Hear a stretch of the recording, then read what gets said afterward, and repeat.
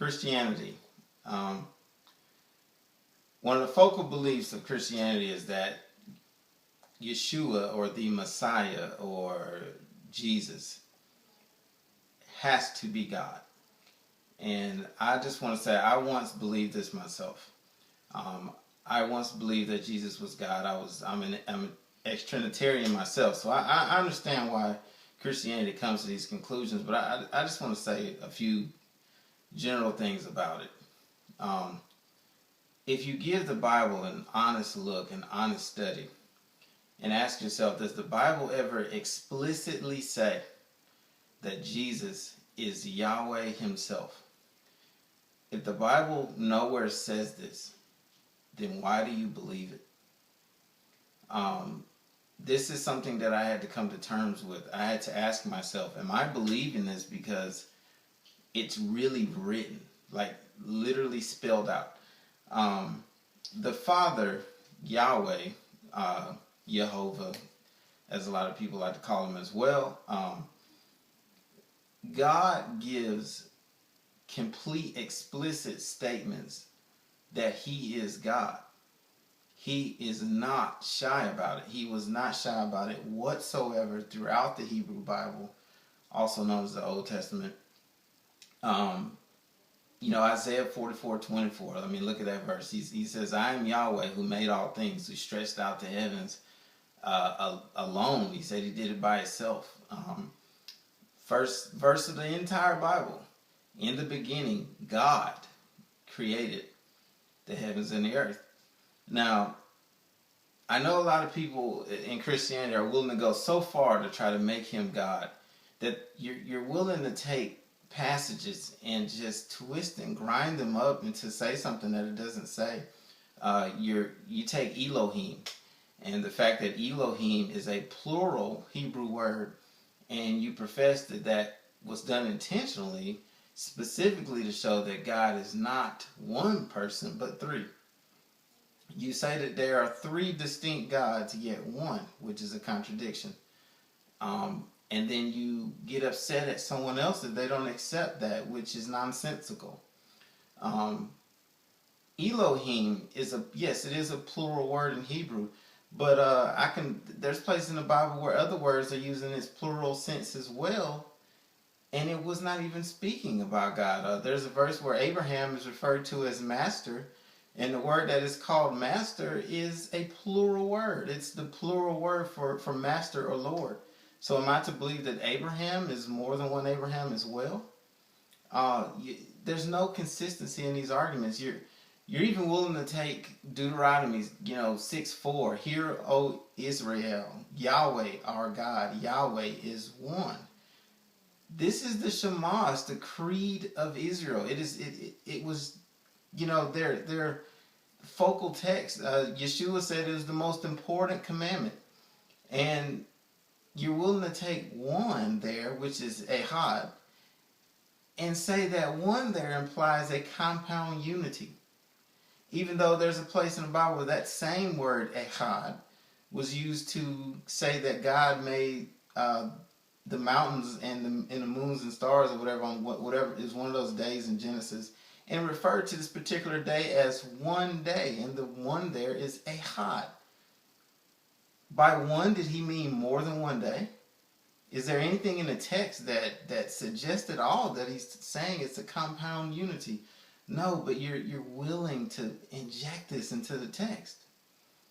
I just don't get it. I mean, I understand if you haven't had these things revealed to you, and to Christians who don't know the truth to these texts that Trinitarians put up to try to say that Yahshua is God, I'm not upset at you. I understand why people have deceived you. I get it, and it's not your fault.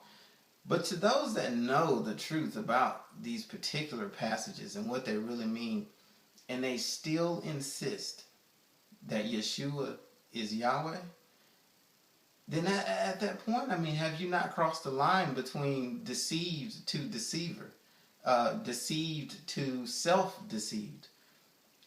It's just not there. You don't have it. I mean, it's just not there. John 1:1, that's another one everybody goes into. Do you not know poetry when you're reading it? Right there, people say that is explicit proof that Yahshua is Yahweh.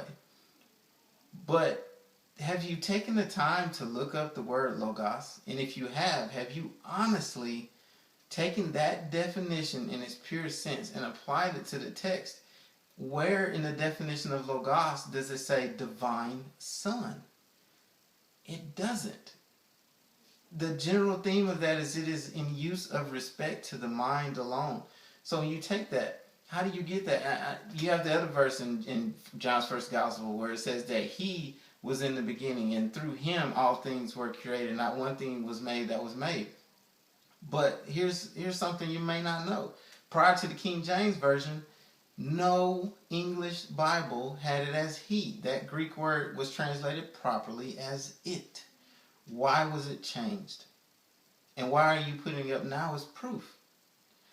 All I'm asking is just to take an honest look at all of these passages that they've told you mean that Yahshua is Yahweh. Do the homework. Find out. Does it really mean that? Is that really what it's saying? Has somebody twisted that verse to make it say something it's not? Going back to John 1:1, in the beginning was the Word. Is the Word a person? Does the definition say it's a person? No. If we read Shakespeare and in Romeo and Juliet where it says it is the yeast and Juliet is the sun, is Juliet literally the sun? No. Why is it that you can understand poetry when you read it? And you understand that is a metaphor. You understand that that's trying to, just say something in a poetic manner. But for some reason, the moment that these things are said about Yahshua, you apply it literally. Like, I don't understand it. Jeremiah 1:5, he told Jeremiah, before I formed you in the womb, I knew you and consecrated you and appointed you a prophet to the nations. You instantly know that is not literal and that is speaking metaphorically. Jeremiah did not literally pre-exist. He only was something that God had always planned. And you know that's what that means. But I can guarantee you, if that was said about Yahshua, if that was said to Yahshua, before you were formed in the womb, I knew you, everybody would use that as proof that Yahshua is God. Why do we do this?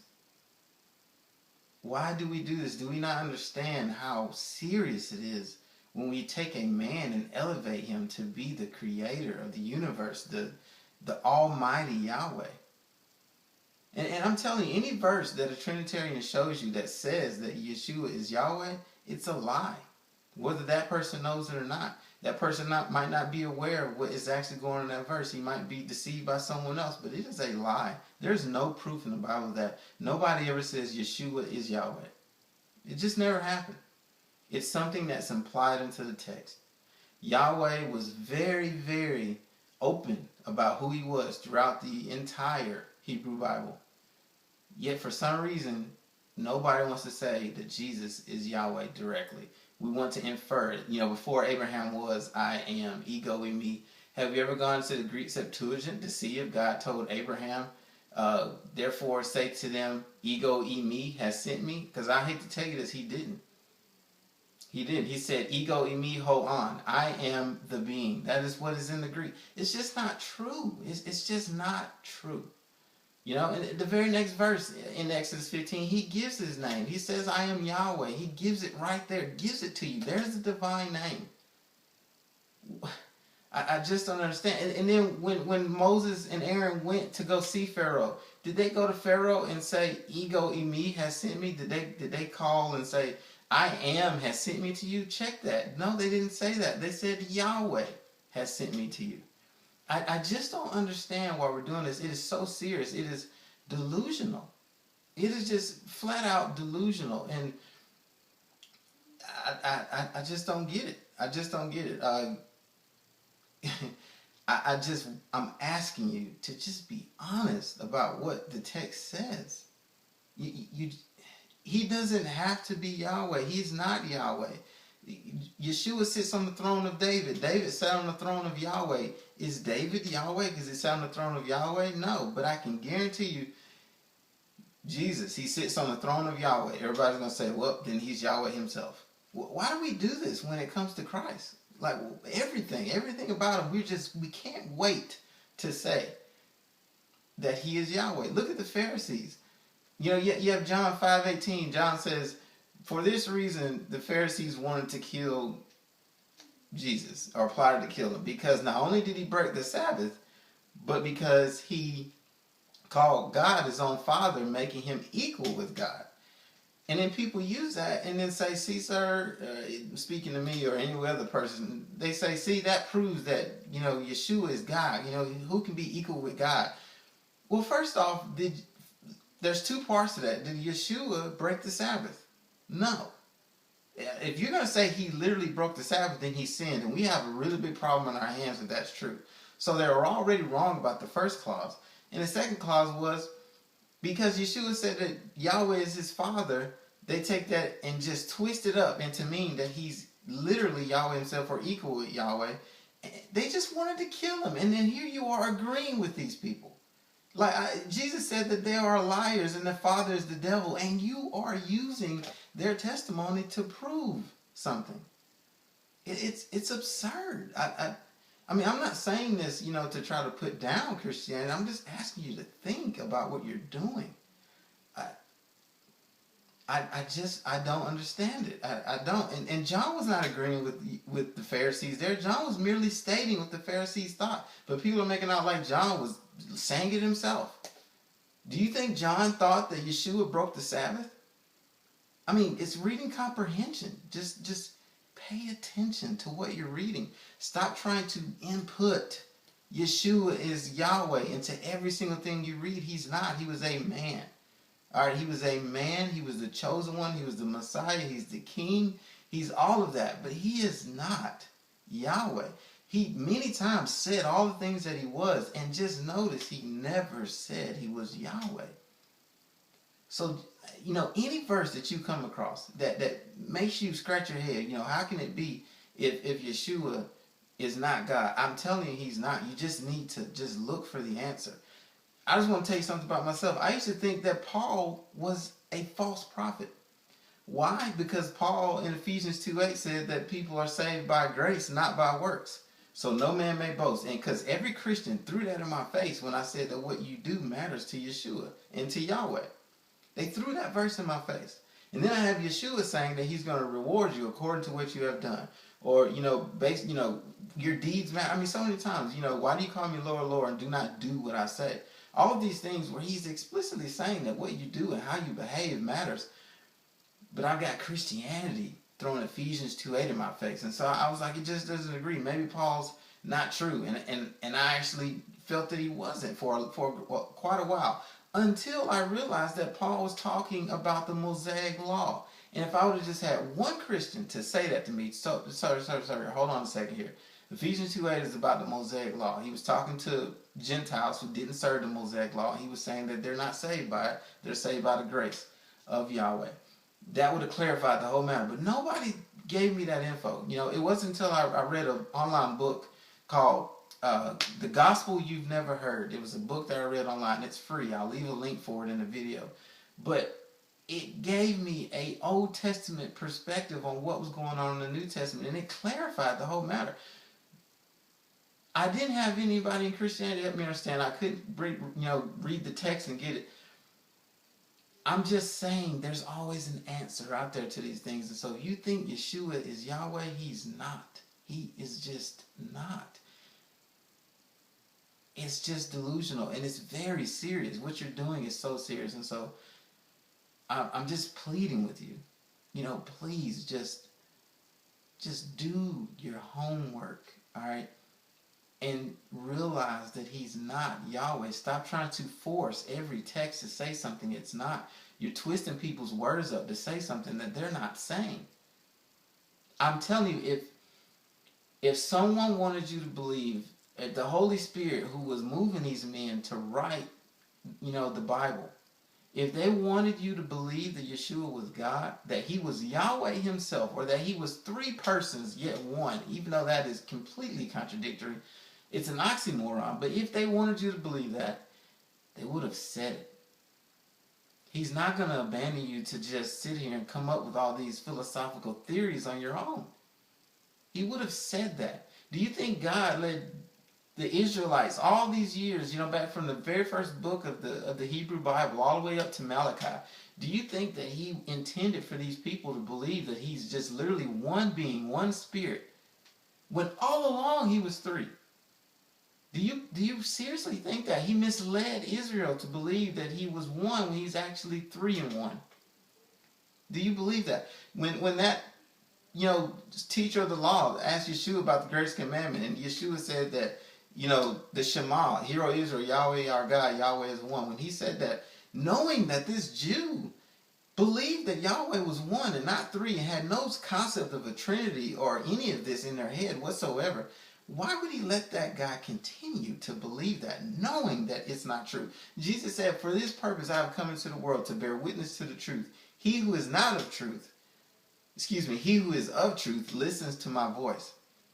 If Yahshua came to bear witness to the truth, how can you let that man continue to go on and agree with him that Yahweh is one, knowing that that perspective of that person who believes that Yahweh is one is that he is actually one Yahweh, not three, not a Trinity, and Yahshua knows that that is what this man thinks, and he lets him continue to think that, knowing that that's not true.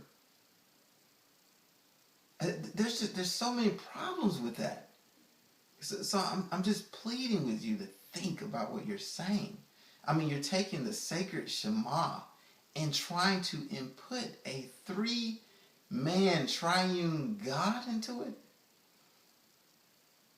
I just don't get it. I don't. So I know there's people that's going to watch this video and they're going to continue to believe what they believe. I know that. But to those who are watching this video, who are kind of scratching their head on this whole idea of Yahshua being God, let that spirit guide you and just tell you, and let it prove itself to you that he's not, because he's not. It makes no sense. It just makes no sense. This whole thing about Yahshua being God in the flesh, when I say, well, how did he pray? Well, his flesh was praying. Well, Paul said that he became a life-giving spirit. So he's not, he's in the spirit now. Look at, Revelations 3:12. He's there in 3:12 in the spirit, not in the flesh, in the spirit, calling Yahweh his God, still professing that he has a God. So how does in the flesh work? How do you say that? He's still saying he's God in his spirit, not in his flesh. The flesh died, but the spirit went on. The spirit went on to continue to call Yahweh his God. So I'm just begging you. All of these, I'm not going to try to cover all these supposed proof texts, but Christianity, please think about what you're doing. And think about how serious that is. I say it from love. I really do. I say this from love. I'm not trying to condemn anyone. I'm just asking you to just handle the scripture rightly. Jesus, Yahshua, the Christ, the Messiah, the Anointed One, the King, is not Yahweh. Peace to everyone. Shalom.